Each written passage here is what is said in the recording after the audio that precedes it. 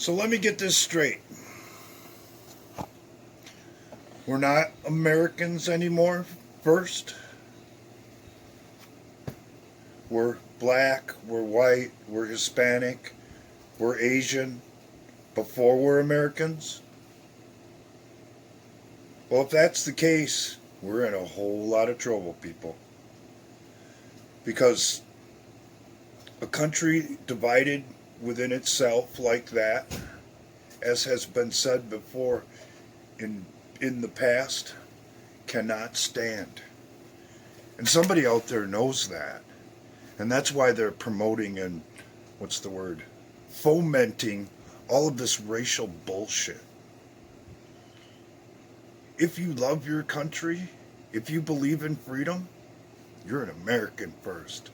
And you believe in what Americans should believe in. And all of this other bullshit is secondary. And if you think you're going to get me to take a knee in solidarity with your movement, which goes against what America should stand for, you got another thing coming. Because the obvious question is, are you God? And the obvious answer is no. So don't ask me to take a knee to just a man or just a cause, because that's not how it's done. And that isn't what we believe in or supposed to believe in here in America.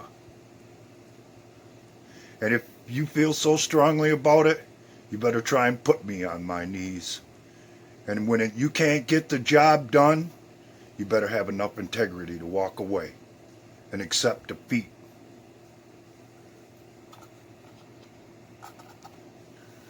Three times in my life I have found myself on the wrong side of a gun. And 3 times in my life there was a minority standing on the other side of that gun. Do I hold it against an entire race of people because of my own personal experiences? No, I do not. But I do hold those individuals responsible for trying to rob me of what little property I had on me at the time. And it isn't my fault if other people in the world are willing to hold an entire race responsible for what a few bad apples might do or have in their minds. Now, on to other matters, seeing as how I'm just a little bit pissed off tonight and feel like speaking my mind. If you want to only focus on the positive, you are part of the problem. Because you have to be able to acknowledge the negative in order to influence it with positive behavior in this reality. Number 2, if you want to say that Donald Trump is one of them based on his business dealings in the past, wake the fuck up. In order to operate in that world, you have to bang elbows with people who are less than tolerable, to use a nice phrase about it. But it's entirely possible, as Kennedy himself has had proved, that you believe in something more than they do. And when you are given a position of power, you're willing to try and push back against it. And guess what? Geniuses who believe that that is impossible, it cost him his freaking life. Number 3, if you want to promote Israel as being behind all of the troubles in the world, that's your freaking business. But I'll have to follow you, even if you are the cutest thing to run across since kittens. Your ideas are unfounded, and you're promoting hate by doing so. By doing the same thing that's going to come up in a minute or two in this video. Basing your opinions on the actions of a very few.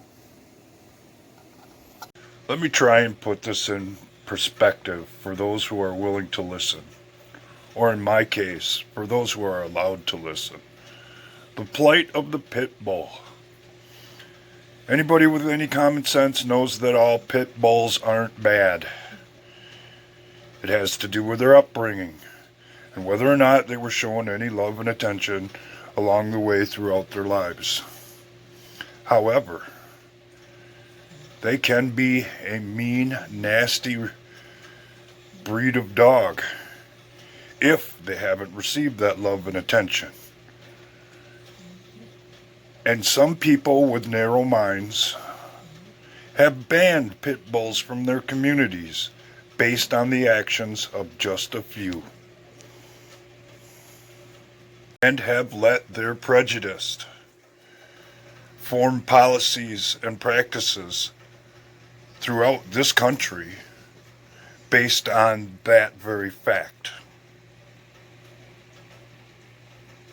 Now, do pit bulls as a breed deserve that kind of a reputation? Actually, they do. Because each and every one of them is capable of acting like that under the right circumstances. The pit bull breed was originally bred to be violent. It's in their nature. And it has to be, quite literally, loved out of them. And not by submitting to the pit bulls of the world, by bending your knee because they're capable of violence, by mutual respect. Because when they realize that they're not going to be able to get away with their bullshit when they act bad, that's when you gain their respect. That's when you can work together for a common goal.